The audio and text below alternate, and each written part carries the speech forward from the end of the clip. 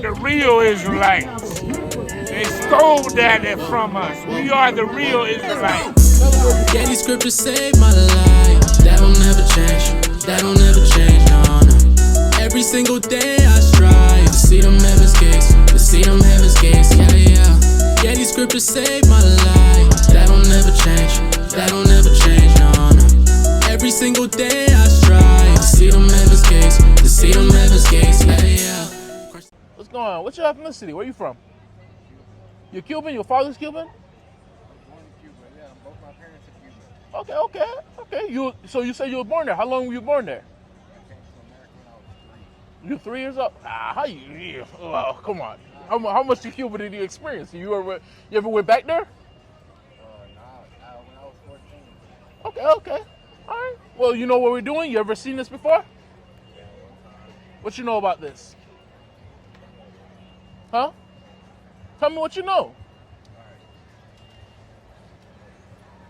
I just come with a little bit of knowledge. But I understand, like, what you're saying, I understand it. But you're reading from a book that was developed by who? Who made that book? This physical printed book right now? Or just, wait, I just want to understand. Talking about the words in this Bible? Who made that book? This book? Or the book right we have today? It's printed by a printing press today. By today, yes. The physical book. Are you talking about who wrote the words? Back in the day, who printed that book? A corporation. A printing press. Who put the words in that book? Now we're getting somewhere interesting. I know Yes. where you're going with this. No. I'm answering your question. You said who put those words in the book. Now, when you said I said who made the book, not the word. no, that's not what you said. I'm gonna repeat it, and if I'm incorrect, you can correct yourself. But you said who made this book? We're talking about the pages together with this leather together, right? No problem. A printing press put this thing together. No problem. Back in the day, a printing press put it together. Now you said something interesting. You said the words. Who put the words within the book? That's what we're getting to. Now, that is answered by, go ahead. This is the book of 2 Peter, chapter 1 and verse 20. Come on. Knowing this first, Knowing this first, when you enter the Bible, go ahead. that no prophecy of the scriptures is of any private interpretation. Oh, I love that verse, right? So first thing we're supposed to understand, when we go into the Bible, no opinion, no opinion, no statement of any prophecy within the Bible, which means God's saying this is going to happen just like this. Any prophet who said that was not speaking from their opinion. That was God. Go ahead. Verse 21. For the prophecy came not in old time. Right, the prophecies of John the Revelator, the prophecies of Daniel, the prophecies of Isaiah, all the prophets. Go ahead. By the will of man. Hey, what's up, man? You Catholic? What's up? Christian. I see. Why you got a rosemary in your head, around your neck? Oh gosh, you still so you go what denomination? Protestant. Y'all consistently go to church? Absolutely. Okay. And behind my back. Oh wow. Okay. So you know something. What you know about this? Not much. Okay, I can tell you something. What's your ethnicity? Let's start there. Puerto Rican, I think I'm part of the tribe. Don't look at the sign. Don't say that. Well, so you say you're Puerto Rican, right? I'm Puerto Rican, they say I'm part of the tribe. Okay. What about you? Where are you from? Bahamas? Black. Of African American? Yes, sir. Hey, listen, that's solid, bro. That's solid. African. Okay. Now I'm gonna tell you this. Now, we believe that we, as so-called Black Latinos, we are the 12 tribes of Israel. Now I know y'all go to church, right? Y'all believe in God, right? Now the real question is, how much do you know on how important the children of Israel is to God? Huh? Very important. How? Well, all right. All right. I don't think they're more important than other people. That's my decision. Okay. What about I you? only say that because in the Old Testament, God tweeted out the children of Israel, even in the Old Testament, that when they were doing wrong, He let them go under Captivity, captivity, slavery. because Yeah. of their own accord. And even in the Old Testament, it was promised that they were going to be the light to all nations, which is beyond the tribe Okay, okay. Bonding is for salvation for everybody. The first, Not okay.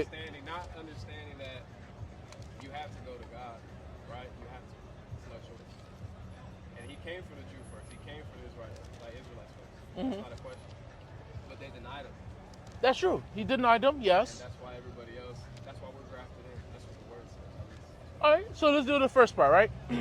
The relationship God has with the children of Israel. Let's quantify that. What is the relationship the children of Israel have with God? Let's get the book of Amos chapter 3, verse 1 and 2. And then we're going to get Jeremiah chapter 2, verse 27. Go ahead. We're going to see those two verses to see what is the relationship the children of Israel have with God. And then from there, we're going to see, did God change his relationship with the children of Israel? Yeah, they forsake God, but God is not changing, right? He's outside of time. Right. So yeah, we're messing with God today, and then tomorrow we're like, we don't know the guy. But him, he didn't forget us. Right. He made promises with the children of Israel. Right. You feel me? So go ahead, read that. This is the book of Amos, Uh-huh. chapter 3 and verse 1. Uh-huh. Hear this word that the Lord hath spoken against you. Right? Hear this word. Look at, this is supposed to be God rebuking the children of Israel. Like, I'm getting on your case, right? For not listening. But look at what God chose to tell the prophet Amos. Go ahead. O children of Israel, O children of Israel, go ahead. against the whole family, Against the whole family, go ahead. which I brought up from the land of Egypt, saying, Saying what? you only have I known. What the Bible say? You only have I known. One more time. You only have I known. See, so even in the midst of God getting on their case, stop building idols, stop worshiping false gods. I known y'all since Egypt, when I sent my boy Moses to pull y'all out of Egypt. But yet he's still saying what? I only know y'all.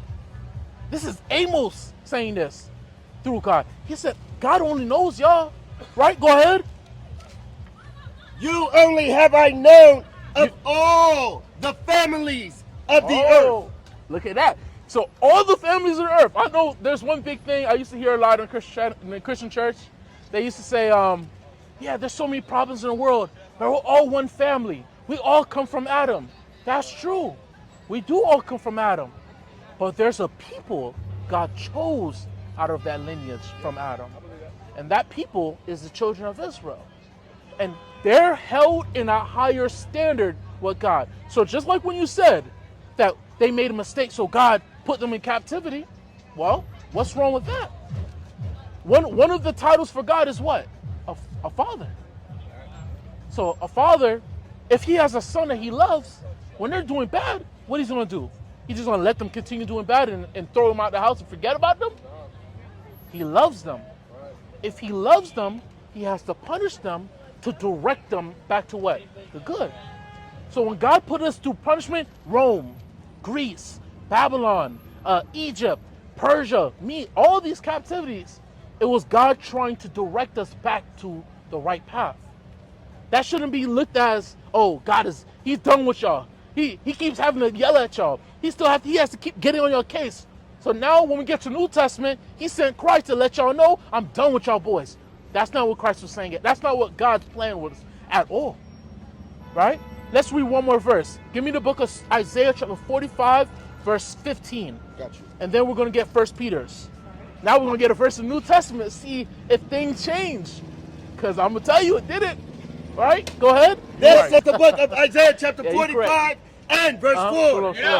For Jacob, my servant's sake, and Israel, right? mine elect. My elect. Go ahead. I have even called thee by thy name. I have called thee by your name.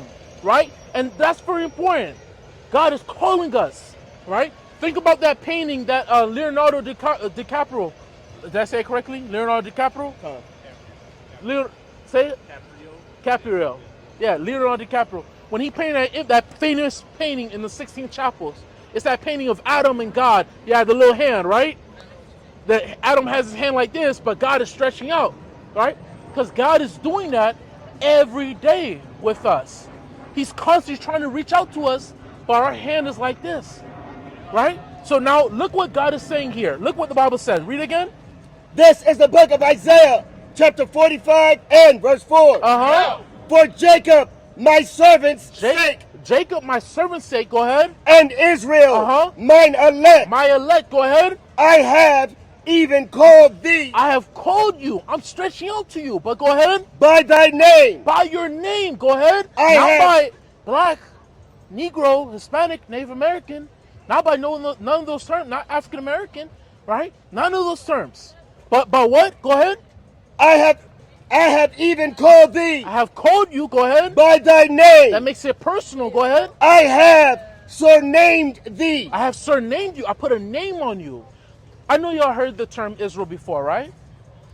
Yeah. What does Israel mean? It's a good question. A good quiz. You got one? Yeah, whenever you're ready. Okay. What you got? What you got, brother? Huh? Oh, I got you. No problem. No, I'm asking. No, I'm gonna tell you. No problem. Israel, it comes from the Hebrew, right? In Hebrew, the name for Israel is Yashar Allah. Right. Yashar Allah. Israel means he is Prince of God, right? That's where you get the name from the man Jacob, the grandson of Abraham. He was fighting with the angel. He was able to overcome the angel, and God said what? The angel told him, you have power with man and with God. So I'm going to call you Israel, because you are a prince of God. You understand? That's us. That's our position. The only way we could have overcome what we overcame through this harsh history right here in this banner, if we were the prince of God. So you said Israel means what exactly? It means the prince of God. I always understood it to mean one who overcomes. Nah. Because he fought the angel. That one comes from a name in Deuteronomy chapter 33. Yeah. There's a term, because God gave us a name, but there's titles that God give us as well. Okay. Right? You have Israel, that's our name as a nation. Then you have another name in the Bible called Jeshurun. In Hebrew, that's Yasharwan. It means one who overcomes, or the upright one, right? It's supposed to reflect how we're supposed to be above, a standard that we're supposed to meet with God. Then God also calls us in Isaiah, he calls us Ariel, which means lion of God, right? Because he compares us to a lion a lot in the Bible. You feel me? Do you think he compares us to a lion? Huh? Do you think he compares us to a lion, or is he in Isaiah pointing to Christ, who is the Lion of Judah? Give me the book of Numbers chapter 23, verse 24. I was waiting for that. Isaiah, though. You said Isaiah, so I was just no, we're talking about in general. You said Isaiah points to the lion. No, I was saying in the book of Isaiah. That's what I'm saying. Yes. In the book of Isaiah, my personal opinion and how I read it is that it's pointing to the Lion of Judah was Christ. Well, you got to keep in mind, Isaiah is a very large book. But not only is it large, there's a lot of times where Isaiah is doing this. He's writing about what's taking place right before him, and then in the next few verses, he starts talking about things in the messianic prophecies, talking about Christ, talking about the kingdom. Right. He jumps back and forth. Do y'all believe that all the Bible is God written? Wait, I just want to make sure that's the right verse. What do you think about like the Bible? Start from 23. Is the Old Testament only for y'all, like, as God breathed and the New Testament is not, or you think the whole book is inspired by God? The whole book is inspired by God. Like, up to what? But when you said Synoptic Gospels, like up to Matthew, Mark, Luke, and John, and then Paul and them is like no, or even including Paul and Revelation and all that. What do y'all believe? I don't know what y'all believe. That's one. No problem. Well, I want to answer the first part of your question. The first part of your question was just the Old Testament, right? Yeah, I'm like curious. Like, okay, yeah. Only believe that, or is it like you believe? No, absolutely the not. New Testament and like what's beyond that? I'm gonna show you. We believe in the whole book, all right? The concept of the whole. 66 of Protestant, or like including no, like the Catholic. The 80. We believe in the 80 books. Okay. What's the additional? You have the Apocrypha, and then you have the Bible, right? What we call the Bible, right? But these things together make up the one Bible, right? Because I'm gonna show you the example. Lift up the book you got. That's the Bible in 1611. Right. This was the first King James edition. Right. In this 1611, you see all the books in here inside the Bible. Sure. And even after the 1611, the Bible still had it. It was up to in the 1800s when they finally started taking out. And the only reason why they took it out, because it was more cost efficient to save paper taking these books out. Taking what books? The Apocrypha. These books that we classify as Apocrypha. right? Wait, what you saying now? You talking good on the King James Bible? Absolutely. King James Bible is garbage. You know who wrote it? Hold on 1 second. Hold on 1 second. 1 second. I have no problem dealing with what you guys say. But just to answer your question, I never got your name, brother. Juan. Okay, I just want to be able to address you correctly. So just to answer your question, yes, we believe in the whole book. 80 books, Apocrypha included, right? Books like Enoch, Jubilees, no, not Maccabees. No, it is Apocrypha, but I'm just naming the books that we do not believe. You probably heard about. No, yeah, I know. Yeah. I know, but the Protestants don't include them because of whatever they mean, whether it's not inspired or they're just books around the time, but not necessarily. I'm not 100% sure about the Protestants on why they don't include the Apocrypha within the Bible. I'm sure about why the Catholics don't include not the classics, the Catholics, is it the Protestants? It is the Protestants. I'm sorry. Yeah. It was the Protestants. Right.